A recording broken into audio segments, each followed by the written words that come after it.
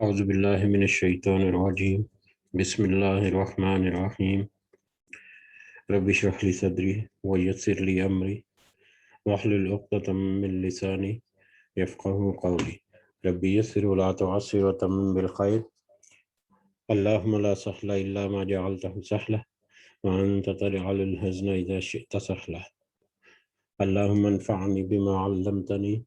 وعلمنی ما ینفعنی وزدنی علما آمین یا رب العالمین۔ آج ہم انشاءاللہ اللہ کے خاص فضل و کرم سے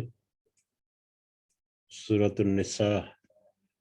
شروع کریں گے۔ یہ اللہ تعالیٰ کا ہمارے اوپر خاص فضل ہے کہ ہم اس ایک چھوٹی سی کشتی میں سوار ہیں، اور اللہ تعالیٰ نے ہمیں ہمت اور استقامت دے رکھی کہ ہم اس میں آہستہ آہستہ سے آگے بڑھتے جا رہے ہیں۔ روز تھوڑا سا وقت نکال کر کچھ 2 4 6 آیات ہم دیکھتے ہیں۔ اللہ تعالیٰ سے دعا ہے کہ اللہ تعالیٰ ہماری اس کوشش کو قبول و منظور فرمائے، اور اس سے ہمیں دنیا اور آخرت کے فائدے بھی ہمیں پہنچائے انشاءاللہ۔ ہم سے سننے میں، کہنے میں، سمجھنے میں اگر کوئی بھول چوک ہو جائے یا کوئی کمی بیشی ہو جائے تو اللہ تعالیٰ اسے معاف فرمائے، اور اللہ تعالیٰ ہمیں ہمت اور توفیق بھی دے کہ ہم جو سن رہے ہیں، جو پیغام ہم پا رہے ہیں، ہم وہ دوسروں تک بھی پہنچائیں تاکہ وہ دوسروں کے لیے بھی نفع کا باعث بنیں۔ اسی دعا کے ساتھ ہم آج آگے بڑھتے ہیں جب تو الحمدللہ ثم الحمدللہ آج ہم قرآن کریم کی مصحف کے اعتبار سے جو نمبر 4 سورہ ہے،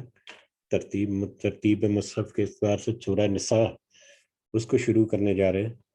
اس سے پہلے سورہ فاتحہ، سورہ بقرہ اور سورہ آل عمران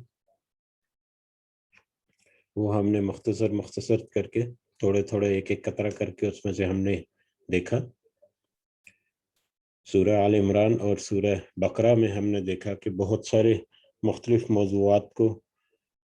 ڈسکس کیا گیا۔ اس میں جو اہم موضوع تھے، جو اہم خطاب تھا، وہ تو ایمان والوں،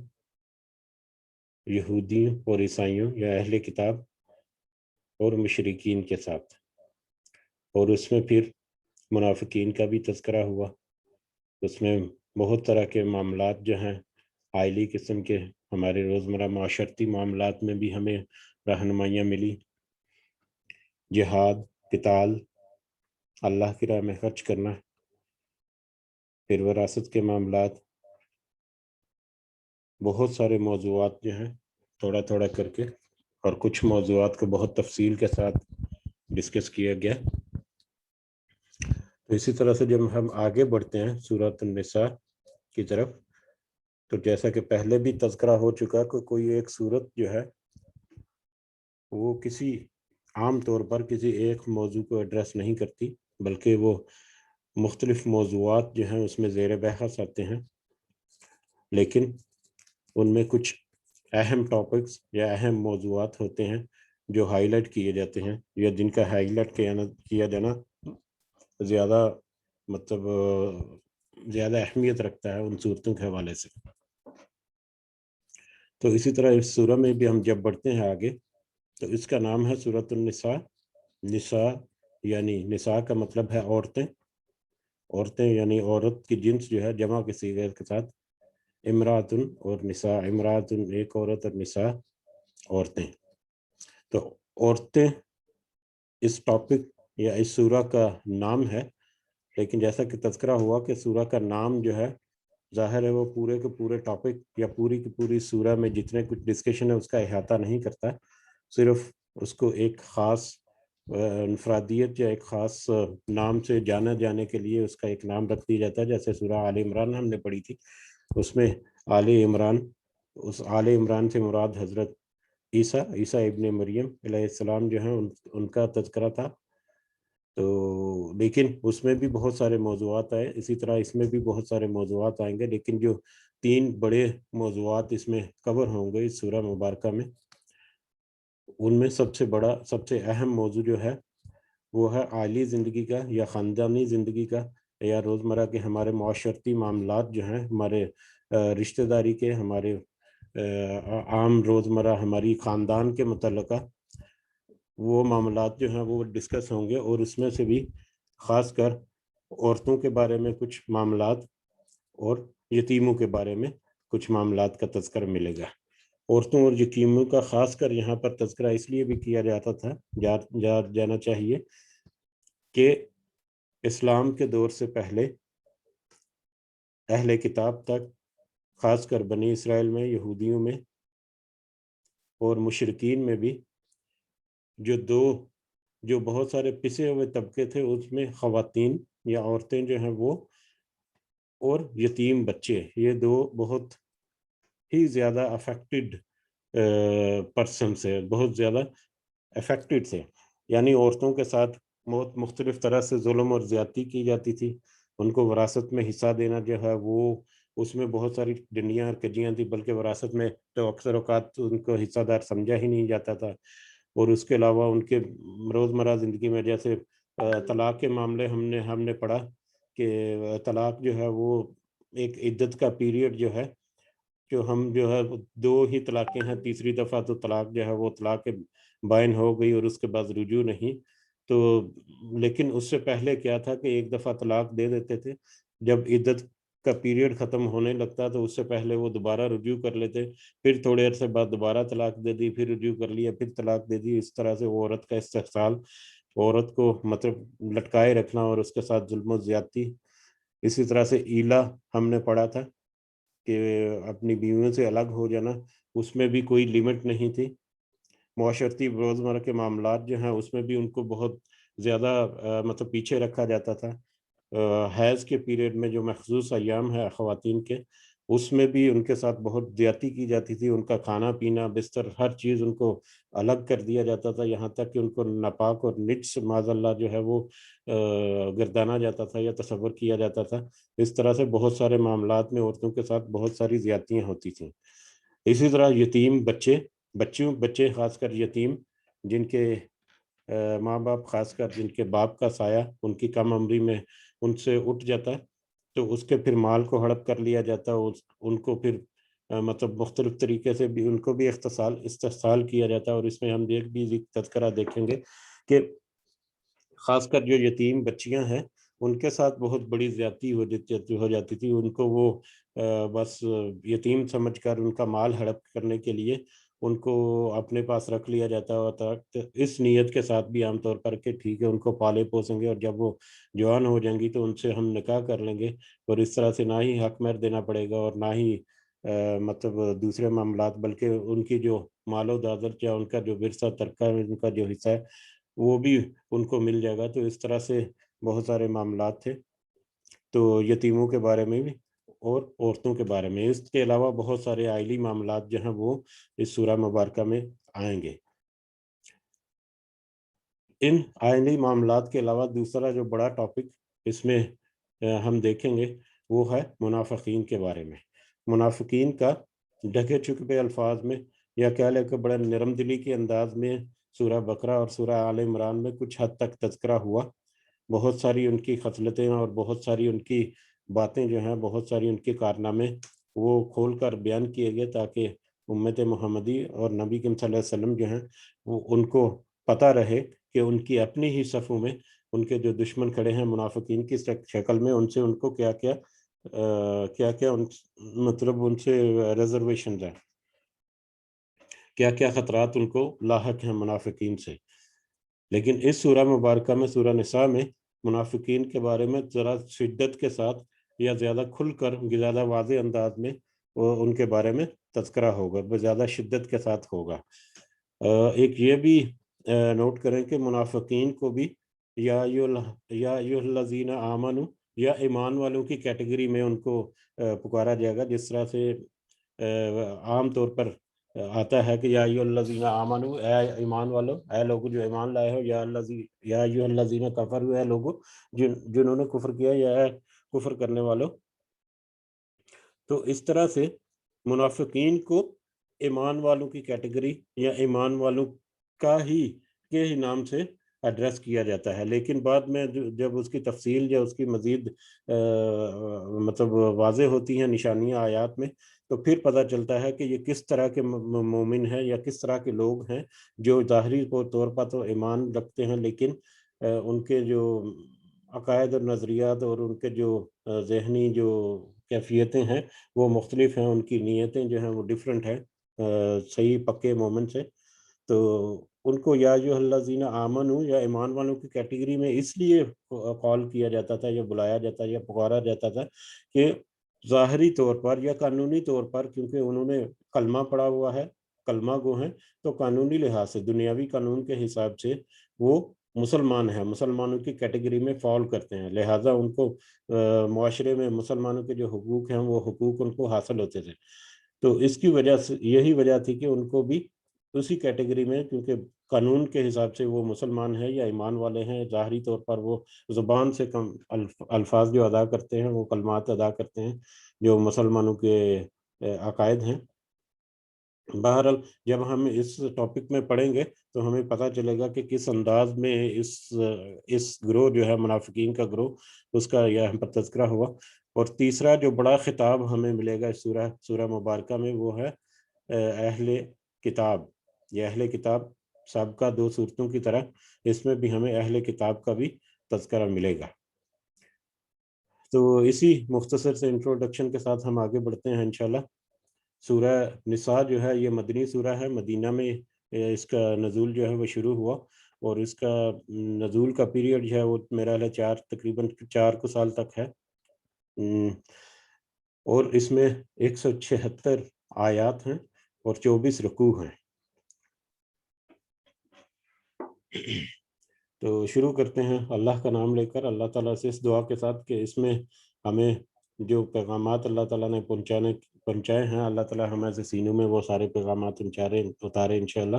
اعوذ باللہ من الشیطان الرجیم۔ یا ایھا الناس،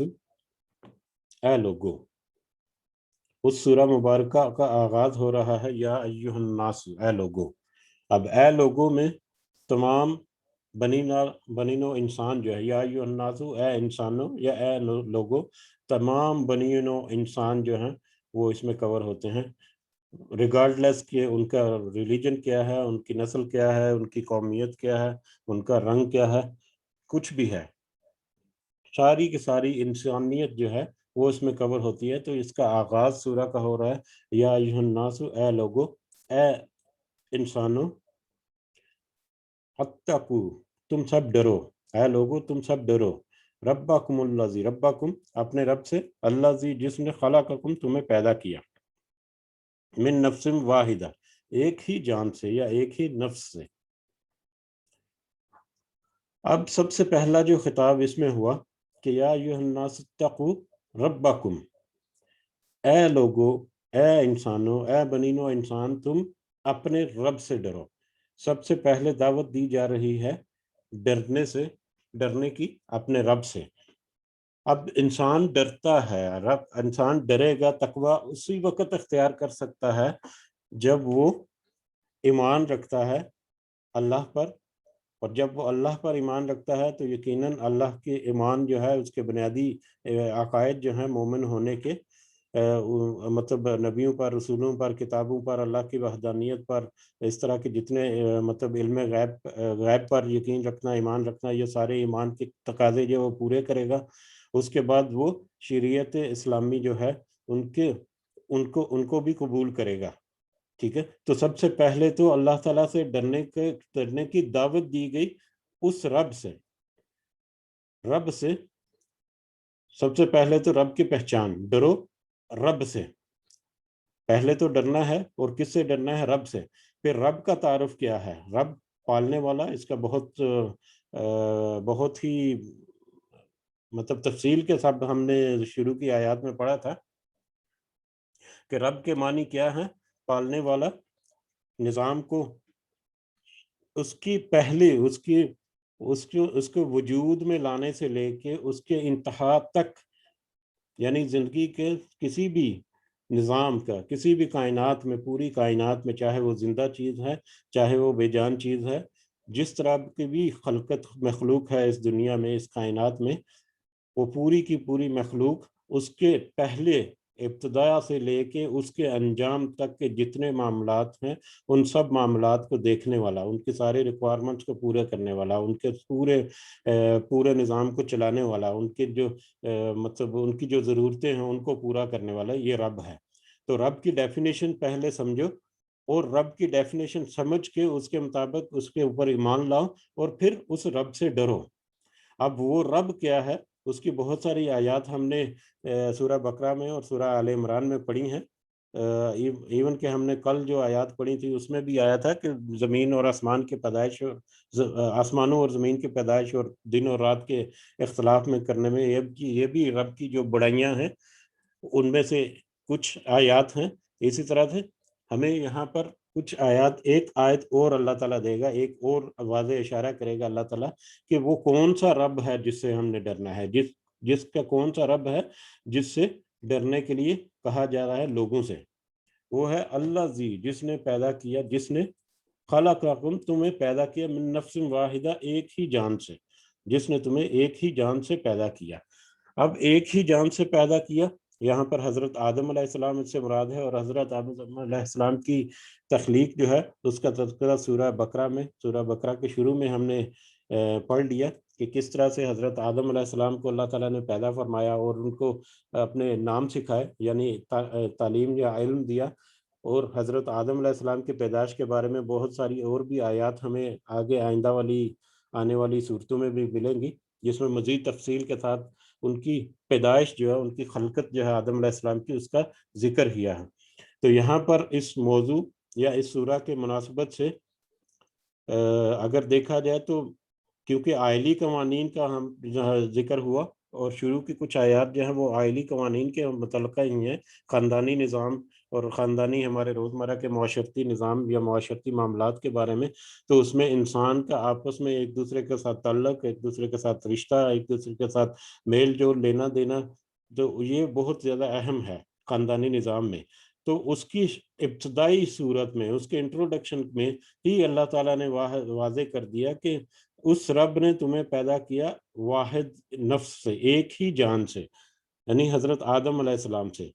اب اپنے آپ کو پیچھے چلتے جاؤ، اپنے باپ، اپنے دادا کی طرف، اپنے پردادا کی طرف، جگر دادا کی طرف، جیسے جیسے آپ پیچھے بڑھتے جاؤ گے، آپ کا جو انسانیت کا یہ جو چین چل رہی ہے، یہ چین جو ہے وہ آپس میں جڑتی ایک وقت آئے گا کہ ایک ہی انسان پہ وہ جا کے ختم ہو جائے گی، جس سے ہمیں یہ اشارہ ملتا ہے کہ اس دنیا میں جتنے مختلف طرح کے انسان ہیں، مختلف قومیتوں میں، ملکوں میں، مذاہب میں، جیسے بھی بٹے پڑے ہیں، لیکن در حقیقت ان سب کا نقطہ آغاز جو ہے وہ ایک ہی آدم ہے، ایک ہی حضرت آدم علیہ السلام ہے۔ تو اس رب سے ڈرو جس نے ایک ہی نفس سے تم سب کو پیدا کیا، ایک ہی جان سے، آدم علیہ السلام سے تم سب کو پیدا کیا۔ وہ خالقہ اور اس نے پیدا کیا، منہا، اس میں سے، اس آدم سے، زوجہا، اس کا جوڑا، اور اسی ایک آدم سے، اسی آدم علیہ السلام سے اس کا جوڑا یا اس کی بیوی اما ہوا جو ہے ان کو پیدا کیا۔ اما ہوا کی ہوا، حضرت ہوا کو پیدا کرنے کا بھی یہاں پر تذکرہ ہوا۔ اس بارے میں مختلف احادیث جو ملتی ہیں ہمیں،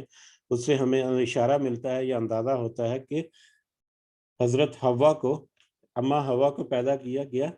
آدم علیہ السلام کی پسلی سے۔ بلکہ ایک حدیث تو یہ بھی ہے کہ عورت کو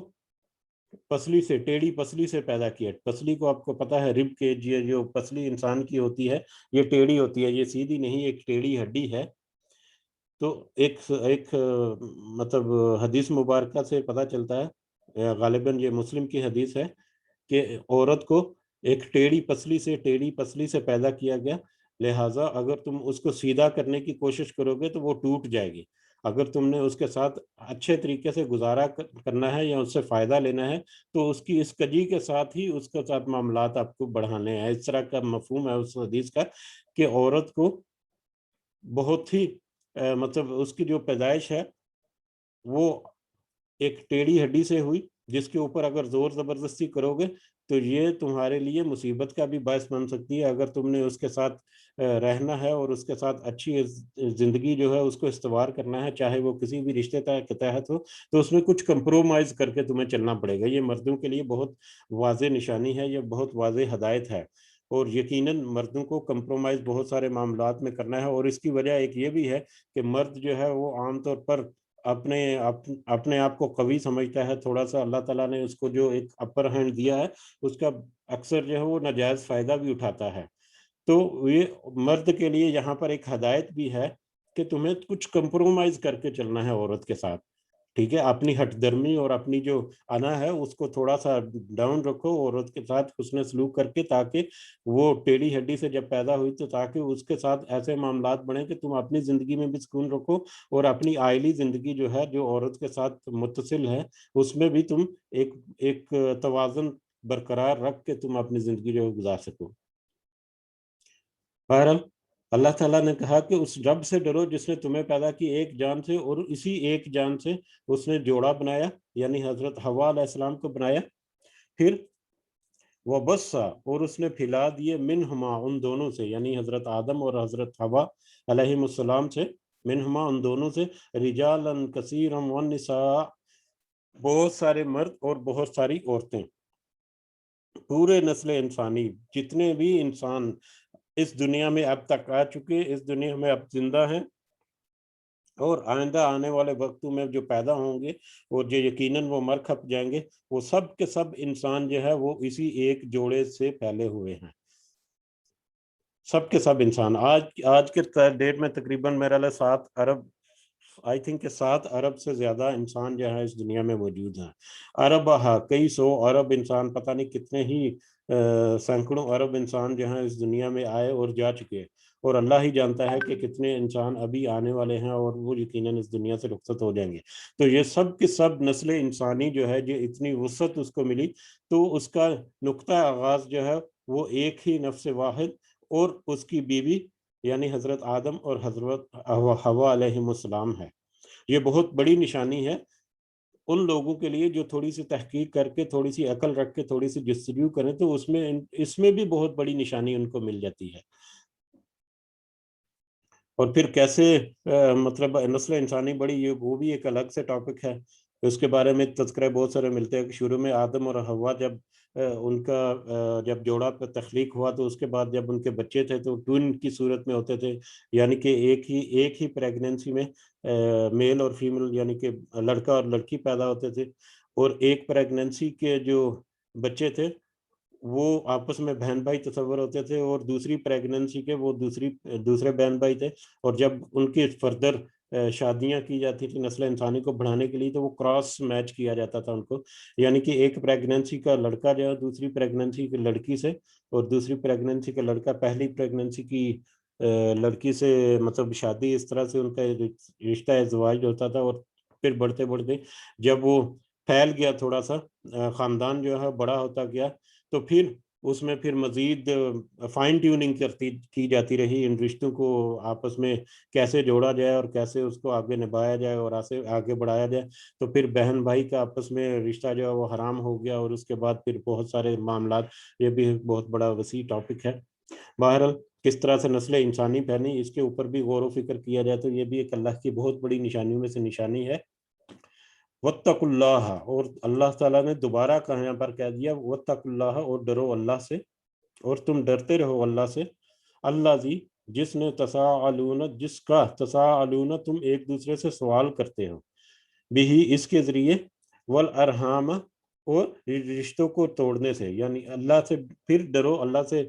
پھر 2 چیزوں کے بارے میں ڈرنے سے کہا اللہ نے، ایک تو اللہ سے ڈرنے کے بارے میں، اور دوسرا رشتوں کو توڑنے کے بارے میں. اللہ کے ڈرنے کے بارے میں دوسری جگہ جو ذکر ہوا اس کے بعد اللہ تعالیٰ نے کہا کہ جس طرح سے تم ایک دوسرے سے سوال کرتے ہو. اب ایک دوسرے سے سوال کرتے ہو کہ مطلب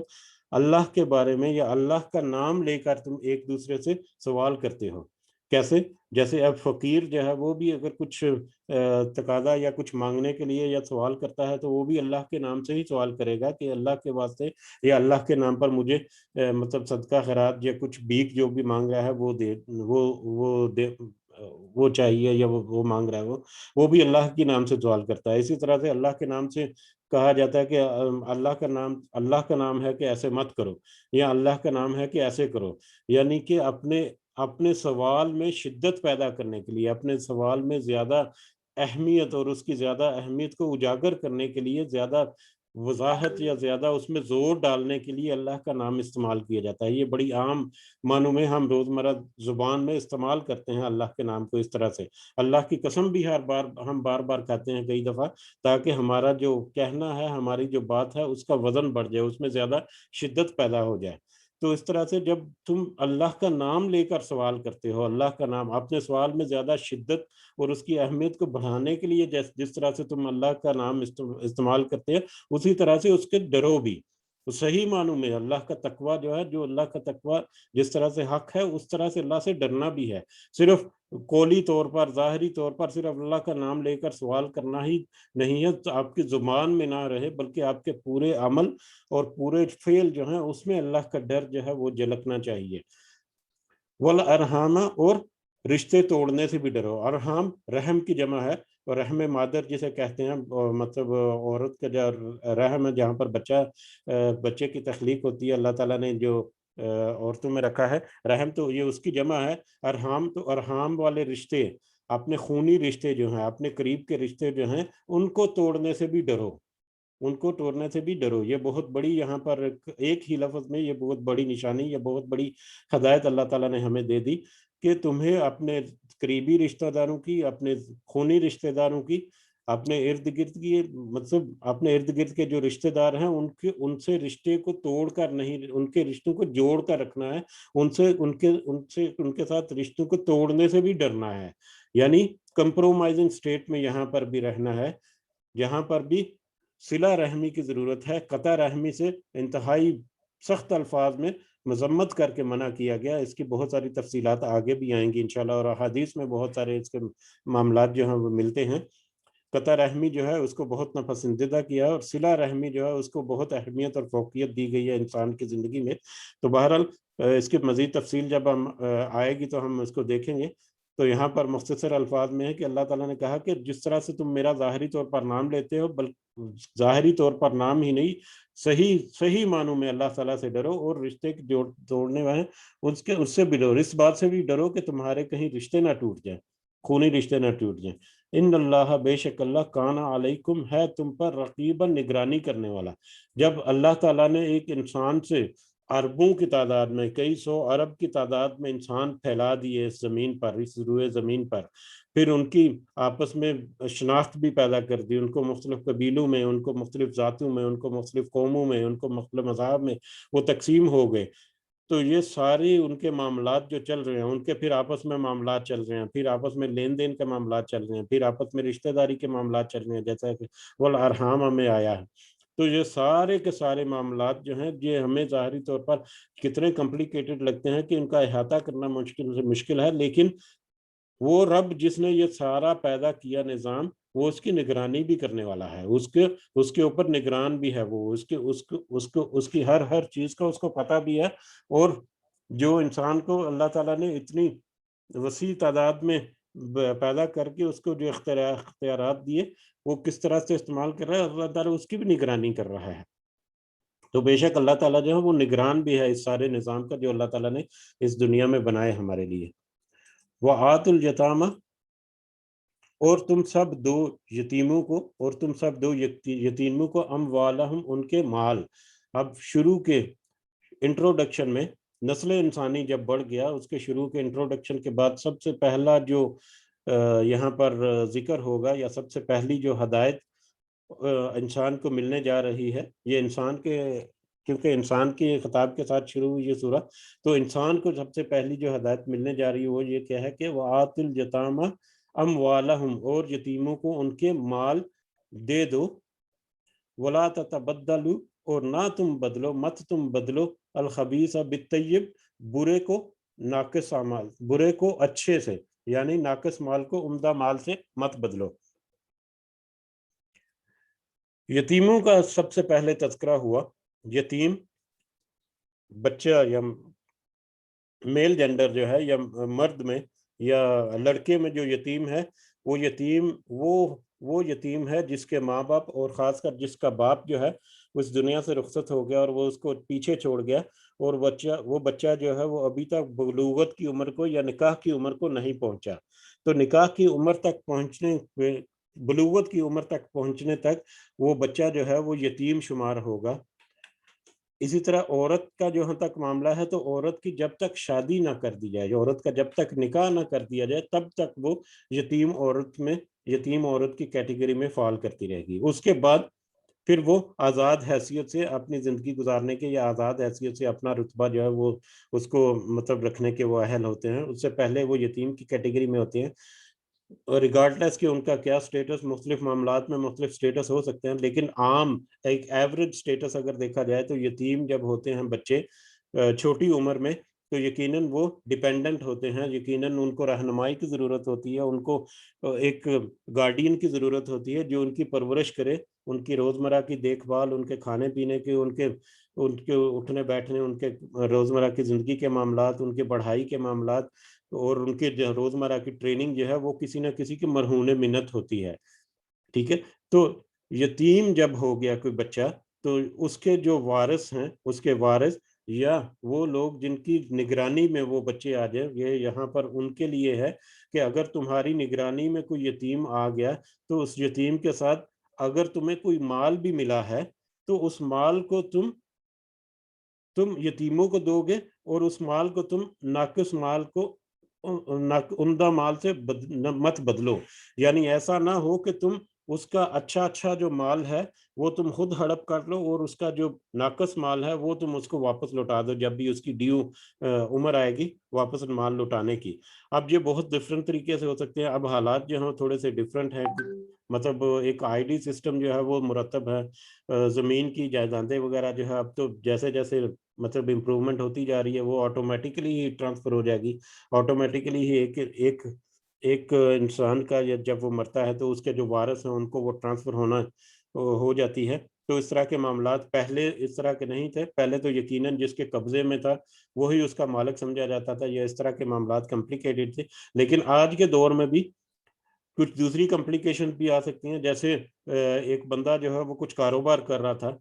अब उसकी जब वफ़ात होगी, उसके छोटे-छोटे बच्चे जो हैं वो यतीम है, वो ज़ाहिर है कारोबार तो नहीं कर सकते, उस कारोबार को कैसे चलाना है, उसको कैसे हिसाब-किताब रखना है और उसके माल को कैसे मतलब वो उसकी ट्रेडिंग या उसका जो भी रोज़मर्रा के मामलात चल रहे थे वो कैसे चलना है, तो उसका जो वली है या उसका जो निगरान है वो उसके कारोबार को देखेगा, उसके बाप की बिहाफ़ पे या उस लड़के की, उस यतीम की बिना पर या उस यतीम के बिहाफ़ में वो जो उसका निगरान है, वो उसके कारोबार को देखेगा। इस तरह से और भी बहुत सारे मामलात हो सकते हैं। तो वो जब वो कारोबार को देख रहा है, तो ऐसा नहीं कि कारोबार में से उसने वो अच्छा-अच्छा माल जो है वो उसको मतलब वो उसको अपने पास रख लिया और बुरा-बुरा जो है नुकसान के मामले जो हैं, वो बच्चे के खाते में डालने शुरू कर दिए। बहरहाल बहुत ज़्यादा तफ़सीलात इसमें जाया जा सकता है। मुख्तसर अल्फ़ाज़ में इतना ही काफ़ी है कि यतीमों का जो माल है, उसको बुरे माल को अच्छे माल से मत बदल डालो। उसका जो हक है, जो अच्छा माल उसका हक है वो उसको दे डालो जब भी उसकी ड्यू उम्र है, जब भी उसको देना बनता है। वला ताकुलू अमवालहुम, और ना ही उनके मालों को खा जाओ, हड़प कर जाओ। उन यतीमों के मालों को हड़प भी मत कर जाओ, इला अमवालिकुम, अपने मालों के साथ मिलाकर। अगर कारोबार का मामलात है या कोई कोई इस तरह से जायदाद मिली है जो मुश्तरका है, मुश्तरका जायदाद आज भी अलबत्ता बहुत सारे मसाइल आज भी हैं मुश्तरका जायदाद में कि वो यतीमों के मालों को हड़प कर लिया जाता है। मतलब मुख्तलिफ तरीके से मुख्तलिफ अदालती निज़ाम आजकल दुनिया का इतना वीक है और इतना नाइंसाफ़ी पर मुबनी है कि यहाँ पर हर चीज़ जो है वो मुमकिन है। और पाकिस्तान में, इंडिया में ये पटवारी सिस्टम वगैरह जो चल रहा है, इसमें तो और भी ज़्यादा कॉम्प्लिकेशंस आ जाती हैं। तो यतीमों के मालों को, इसके अलावा कारोबार, तिजारत अगर उसका मिल गया तो उसको भी हम माल को मुख्तलिफ तरीके से हड़प हड़प किया जाना ये बहुत आम है। और مطلب انسان جو ہے وہ مال کے لالچ میں آ کر ایسی اکثر کوتاہیاں جو وہ کر جاتا ہے. تو وَلَا تَأْكُلُوا أَمْوَالَهُمْ إِلَىٰ أَمْوَالِكُمْ، ان کے مالوں کو اپنے مالوں کے ساتھ ملا کر ہضم مت کر جاؤ، ہڑپ مت کر جاؤ، کھا مت جاؤ. إِنَّهُ كَانَ خُوبًا كَبِيرًا، بے شک انہو کان حوبا کبیرہ، بلا شبہ یا بے شک یہ بڑا گناہ کا کام ہے. ایسا کام کرنا، یتیموں کے مال کو ہڑپ کر جانا کسی بھی طریقے سے، کسی بھی پلاننگ کے تحت، کسی بھی طریقے سے ہم یتیموں کا مال ہڑپ کر جانا، یہ بہت بڑا گناہ کا کام ہے، یعنی ایک گناہ کبیرہ ہے. وَإِنْ خِفْتُمْ، اور اگر تم ڈرو، اللہ کہ نہ تقسطوا، تم سے انصاف کر سکو، تم انصاف سکو، اگر تمہیں یہ ڈر ہو کہ تم انصاف نہیں کر سکو گے فی الیتیمہ، یتیم لڑکیوں سے. پہلے جو یتیم بچوں کا ذکر ہوا، یتیم بچوں کا، اس میں لڑکیوں اور لڑکے دونوں داخل ہو سکتے ہیں یتیم میں. لیکن اب یہ خطاب جو ہے یہ تھوڑا سا بدلا ہے یہاں پر اگلی آیت میں. تم سب انصاف کر سکو گے یتیم لڑکیوں کے معاملے میں اگر تمہیں یہ ڈر ہو. وَإِنْ خِفْتُمْ، اگر تمہیں یہ ڈر ہو اللہ کے نہ تقسطوا فی الیتامہ،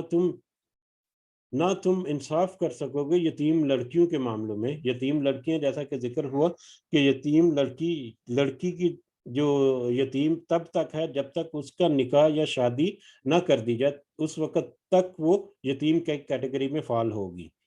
ٹھیک ہے، تو اگر تمہیں یہ ڈر ہو کہ تم یتیم لڑکیوں کے معاملے میں، یتیم بچیوں کے معاملے میں انصاف نہیں کر سکیں گے، فن کی ہو تو تم سب نکاح کرو ما تابا، جو بھلی لگے لکم تمہیں، من النساء، عورتوں میں سے، دوسری عورتوں میں سے. اب یہ تھوڑا سا معاملہ جو ہے وہ اس کو ایکسپلینیشن کی ضرورت ہے کہ اگر تمہیں لڑکیوں کے معاملے میں، یتیم بچیوں کے معاملے میں ڈر ہو کہ تم ان کے ساتھ انصاف نہیں کر سکو گے، کہ تم دوسری عورتوں کے ساتھ، دوسری جو عورتیں جو تمہیں بھلی لگیں ان کے ساتھ نکاح کر لو. اب یتیم کا یہاں پر دوسری بھلی لوگوں کے ساتھ نکاح کرنے کا تذکرہ یہ کیسے آ گیا کہ پہلے زمانوں میں جیسا کہ ہم نے تذکرہ کیا کہ عورتوں کے ساتھ بہت ہی زیادتی کی جاتی تھی، اور اس زیادتی میں یتیم جو بچیاں ہیں ان کے ساتھ اور بھی زیادہ زیادتی والے معاملات ہوتے تھے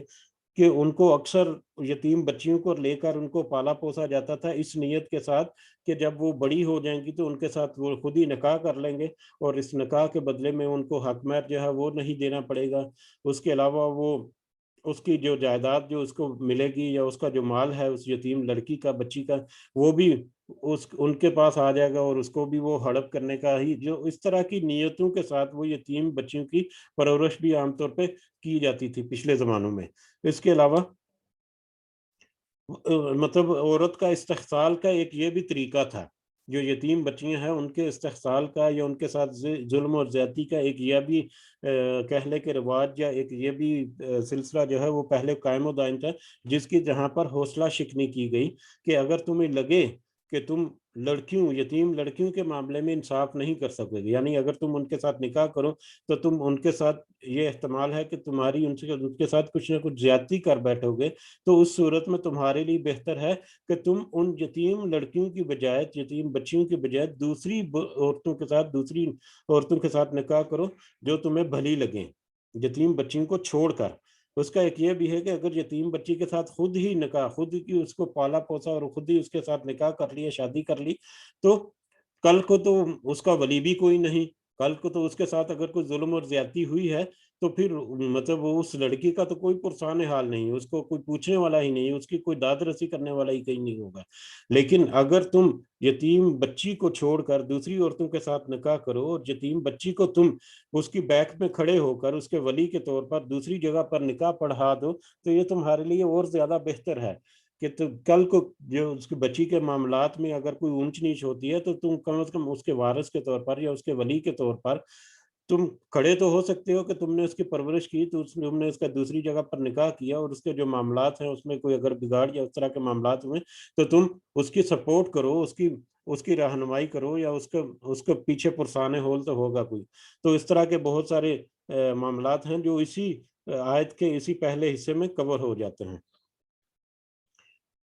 بہرحال تو تم نکاح کرو دوسری عورتوں کے ساتھ جو تمہیں بھلی لگے،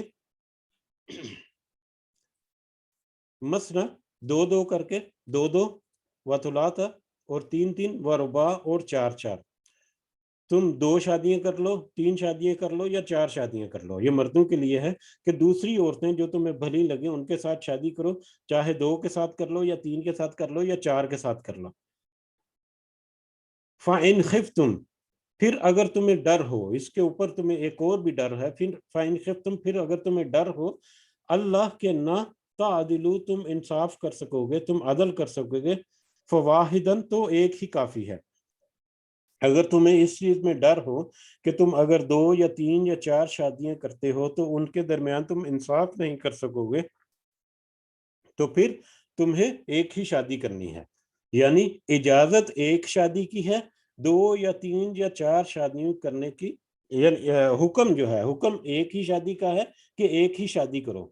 एक ही निकाह करो। लेकिन 2 या 3 या 4 की इजाजत है, 2 या 3 या 4 फर्ज नहीं है, उसकी इजाजत है, उस शर्त पर कि तुम उन दोनों या तीनों या चारों जो बीवियां हैं उनके दरमियान तुम अदल कायम कर सको, उनके दरमियान तुम इंसाफ कायम कर सको। और ये इंसाफ जो है ये हर मामले में होगा, वरासत के मामले में भी इंसाफ होगा, वक्त देने के मामले में भी इंसाफ होगा, माल और नान नफका जो है रोजमर्रा के मामलात में जो उनका खाना पीना और उनके कपड़े पहने हुए वो रोजमर्रा की सहूलियात और ज़रूरियात को पहुंचाना, उनके बारे में भी इंसाफ। इस तरह के मामलात में पूरा का पूरा जब तक तुम इंसाफ के काबिल नहीं, या तुम्हें जब तक यकीन नहीं कि तुम इंसाफ नहीं कर सकोगे, तो तुम्हारे लिए ये जायज़ नहीं कि तुम 2 या 3 या 4 शादियां करो। हाँ, अलबत्ता कुछ अहादीस से इसकी फर्दर एक्सप्लेनेशन मिलती है कि दिली मामलात में दिल की जो रग़बत होती है, मोहब्बत जो होती है, जो मतलब एक दिली उल्फत जो होती है, उस मामलात में तो इंसाफ करना मुमकिन नहीं है। इसका आगे सूरह निसा में ही अल्लाह ताला ने कुछ मज़ीद वज़ाहत कर दी है कि दिल के मामलात या मोहब्बत के मामलात में यकीनन किसी के साथ ज़्यादा उल्फत होती है, किसी के साथ कम हो सकती है, लेकिन ज़ाहिरी मामलात में, ज़ाहिरी रख रखाव में, ज़ाहिरी नाम नफ़का में, ज़ाहिरी स्टेटस में तुम्हें उनके सब के साथ बराबर का सलूक करना है, बराबर का इंसाफ के साथ उनको लेकर चलना है। अगर तुम इंसाफ नहीं कर सकते तो तुम एक ही शादी पर इक्तफा करोगे। तुम्हारे लिए ये जायज़ नहीं कि तुम एक से ज़्यादा शादी करो अगर तुम इंसाफ पर कायम नहीं रख सकते, इंसाफ को कायम नहीं रख सकते। अब इस ज़माने में एक मिसअंडरस्टैंडिंग या मिसकंसेप्शन भी पाई जाती है नॉन मुस्लिम्स में ख़ासकर, और ये बहुत बड़ा एक एलिगेशन लगाया जाता है इस मुसलमानों पर कि मुसलमान जो है वो तो देखो 3-4 4-4 तक शादियाँ की होती हैं, और वो अक्सर जो है हालाँकि हकीकत तो ये है कि अक्सरियत मेरा लेकिन 99% या 99.5% या इससे भी ज़्यादा तो सिर्फ़ एक ही शादी पे इत्तेफ़ाक कर रहे हैं। ठीक है, वो दूसरी शादी करने की उनकी हिम्मत ही नहीं होती जिस तरह के मामलात चले जा रहे हैं, लेकिन फिर भी मुसलमानों के ऊपर ये लेबल दाग दिया गया है। लेकिन वो लेबल जो है वो बगैर तहकीक के या कम इल्मी की वजह से, मेरे साथ भी यहाँ पर एक सवाल हुआ। हमारी एक दूसरी डिवीजन की एक हिंदू कुलीग है मेरी, अब तो वो छोड़कर चली गई हैं, इंडिया की हैं। तो वो कुलीग जो है वो हिंदू नहीं, सॉरी, क्रिश्चियन थी, क्रिश्चियन कोलीग थी। तो ऐसे ही बातों-बातों में उनसे उसने मुझसे सवाल कर लिया, ठीक है? मुसलमान जो है तुम लोग तो है जो वो 4-4 शादियाँ करते हो। मैंने कहा तुम्हें तो 4 शादियों का हुक्म है या तुम 4 शादियाँ करते हो? मैंने कहा किसने कहा 4 शादियाँ करते हैं? मैंने तो एक ही की हुई है अक्सरियत। कितने कितने मुसलमान फैमिलियाँ मिली जिसने 4-4 शादियाँ की हुई हैं? कहती नहीं, आपके दीन में इजाज़त तो है। मैंने कहा आप हमारे दीन में इजाज़त है लेकिन कंडीशनल, ये कोई खुली इजाजत नहीं है कि तुम 3 या 4 या 2 शादियां कर लो, जब तक एक कंडीशन है। उसने कहा वो कौन सी कंडीशन? मैंने कहा जो वो जब तक तुम इंसाफ ना कर सको। तो जब थोड़ी सी उसको एक्सप्लेनेशन दी तो उसका वो जैसे चौंक गई एक दफा कि ये इंसाफ एक कंडीशन भी इसमें बीच में, ये तो उसने वाज़े अल्फाज में कहा था, ये तो मैंने फर्स्ट टाइम सुना है कि ये कंडीशनल है कि तुम 2 या 3 या 4 शादियां कर सकते हो इस कंडीशन पर कि तुम उनके साथ इंसाफ करोगे, और अगर इंसाफ नहीं कर सकते तो एक ही शादी पे इत्तेफाक करोगे। बल्कि एक दूसरी हकीकत ये भी है कि इस्लाम के अलावा, शरीयत मोहम्मदी के अलावा बाकी दीगर दीगर जो मज़ाहब हैं उसमें तो कोई लिमिटेशन ही नहीं है। उसमें तो शादियों की मतलब तादाद मुकर्रर ही नहीं, जितनी मर्ज़ी शादियाँ करते जाएँ। जितने मेजर रिलिजन्स हैं उनमें स इजाज़त है कि जितनी मर्ज़ी शादियाँ कर लें। ہاں البتہ ان کے جو لوکل لاز ہیں یا دنیا میں جو ان کے قانون جو مرتب کیے ہوئے ہیں جو چل رہے ہیں ان کے عدالتی نظام میں، ان قوانین کے تحت ان کو روکا گیا ہے کہ وہ ایک سے زیادہ شادی نہ کریں، اور اس کے دنیاوی قانون ہیں ان کے اس کی اور زیادہ ڈیٹیل ہیں، مختلف ہیں، لیکن ان کا یہ رکنا یا ایک ہی شادی پر رکنا ان کے دنیاوی قانون کی وجہ سے، ان کے شرعی یا ان کے جو دینی قوانین ہیں ان کے مطابق نہیں۔ موسٹ آف دی ریلیجن جو ہیں، بڑے بڑے مذاہب جو ہیں، ان میں عورتوں کی تعداد یا شادیوں کی تعداد مختص ہی نہیں، جتنی مرضی شادی کریے۔ تو اسلام ہے جس نے کنڈیشن لگا دی کہ اگر تم انصاف نہیں کر سکو گے ایک سے زیادہ بیویوں کے ساتھ تو تم صرف ایک ہی رکھو گے۔ ہاں البتہ اور دوسری کنڈیشن یہ ہے کہ 4 سے زیادہ بیویاں ایک وقت میں جمع بھی نہیں کی جا سکتی، جیسا کہ اس آیت سے بہت واضح ہے۔ او ما ملکت یا جس کے مالک بنے ہیں، یا اس کے ساتھ نکاح کر لو جس کے تم مالک بنے ہو۔ لونڈی جو ہے، لونڈی آج کل یہ جو ہے یہ غلام لونڈی کا مطلب سلسلہ جو ہے یہ تو تقریباً ختم ہو چکا، اور یہ بھی اسلام کی ایک اتنی بڑی خوبصورتی یا کہہ لیں کہ اسلام کی کامیابیوں میں سے ایک بہت بڑی کامیابی تھی کہ سلیوری سسٹم جو ہے اس کو ختم کر دیا۔ وہ الگ بات ہے، یہاں پر آج کل ایک بحث چلتی ہے کئی دفعہ کہ آج بھی سلیوری سسٹم جو ہے وہ موجود ہے ڈیفرنٹ طریقے سے، لیکن وہ والا سلیوری سسٹم نہیں جہاں پر انسان کی خرید و فروخت ہوتی تھی۔ ایک ہی انسان کی خرید و فروخت کر کے اس کو ایک جگہ سے دوسری جگہ بیچا جاتا تھا اور خریدا جاتا تھا، اور اس کے ساتھ پھر جیسا مرضی سلوک کرے اس کا مالک جو ہے وہی اس کا مطلب پرسان حال تھا، اس کو جس طرح سے بھی اس کا سلوک کرے کوئی اس کے ساتھ اس کو پوچھ نہیں سکتا تھا۔ تو یہ اسلام کا ایک حسن ہے، یہ اسلام کی ہی مرہون منت ہے کہ اس دنیا سے جو سلیوری سسٹم اس وقت کا جو مطلب غلاموں کا لین پرچیز لین دین کا معاملہ اور غلاموں کے ساتھ معاملات جو ہیں، غلام کی جو کیٹیگری تھی اس کو بتدریج ختم کر دیا، اس کو فوائد دے دے کر اور اس کے مطلب انکریج کر کے کہ اگر تم غلام کو آزاد کر دو تو تمہیں یہ فائدہ ملے گا، اور مطلب مطلب 3/4 سے زیادہ حصے پر اسلام نے پھر غلبہ پا کر اس نظام جو مسلمانوں کا قائم ہوا تھا حکومت، اور اس کے تحت آ کر یہ اس وقت کا سلیوری سسٹم جو ہے وہ ختم ہو گیا۔ لیکن یہاں پر ہے کہ اور جس کے تم مالک ہو، لونڈی جو ہے اس وقت دوست دور کے مطابق اگر کوئی غلام تمہارے پاس عورت ہے تو تم اس کے ساتھ بھی شادی کر سکتے ہو، اور اس کے ساتھ شادی کرو گے تو اس کا حق مہر نہیں دینا پڑے گا، اور اس کا جائیداد میں وراثت میں بھی اس لونڈی کا حصہ نہیں ہوتا تھا۔ او ما ملکت ایمانکم، اور کوئی لونڈی جو ہے جو تمہارے ہاتھ میں ہے، یعنی یتیم لڑکی سے شادی کرنے کی نسبت بہتر ہے تمہارے لیے کہ تم کسی دوسری عورت کے ساتھ 2 یا 3 یا 4 یا ایک ہی عورت کے ساتھ شادی کرو، یا اپنی لونڈی جو ہے جو تمہارے ہاتھ میں اس کے ساتھ تم شادی کر لو۔ ذالک ادنیٰ، یہ زیادہ قریب ہے اللہ کے نہ تعولو، تم بے انصافی کر سکو، تمہارا مطلب اس سے مطلب یہ معاملہ نہ ہو جائے کہ کہیں تم سے نا انصافی ہو جائے یا تم سے زیادتی کا معاملہ آ جائے۔ اس سے بہتر یہی ہے کہ تم الٹرنیٹو طریقے سے دوسری عورتوں کے ساتھ شادی کر لو۔ یہ اپنے انصاف کو قائم رکھنے کے لیے یا بے انصافی سے بچنے کے لیے یہ ہدایت دی گئی مسلمان مردوں کے لیے۔ وما علینا الا البلاغ۔ یہیں پہ آج بس کرتے ہیں، انشاءاللہ اس کے بارے میں اگر کسی کو کچھ ایڈ کرنا ہے، اور یہ خواتین کا ٹاپک ہے اور مجھے امید ہے کہ اس میں بہت ساری مجھے رہنمائیاں بھی ملے گی، اور یہ آئلی قوانین میں ہمیں ڈسکس کر کے چلنا ہے آگے کہ کس طرح سے معاملات ہمارے روزمرہ کے معاملوں میں ہوتے ہیں، روزمرہ کی زندگی میں، تاکہ ہمیں زیادہ انڈرسٹینڈنگ کے ساتھ اور زیادہ وضاحت کے ساتھ ہم آگے بڑھتے جائیں۔ آہستہ آہستہ بڑھیں گے، ہمیں کوئی جلدی نہیں کہ ہمیں 4 مہینے میں یا 6 مہینے میں قرآن مجید ختم کرنا ہے، ہمیں صرف تھوڑی سی فہم اس کی ضرور بنانی ہے، تھوڑی سی بیس اس کی ضرور بنانی ہے، جو ہم کوشش کریں گے انشاءاللہ۔ تو اس میں اگر جہاں تک ممکن ہو جو بھی پارٹیسپیٹ کرنا چاہے ضرور آپ پارٹیسپیٹ کریں انشاءاللہ۔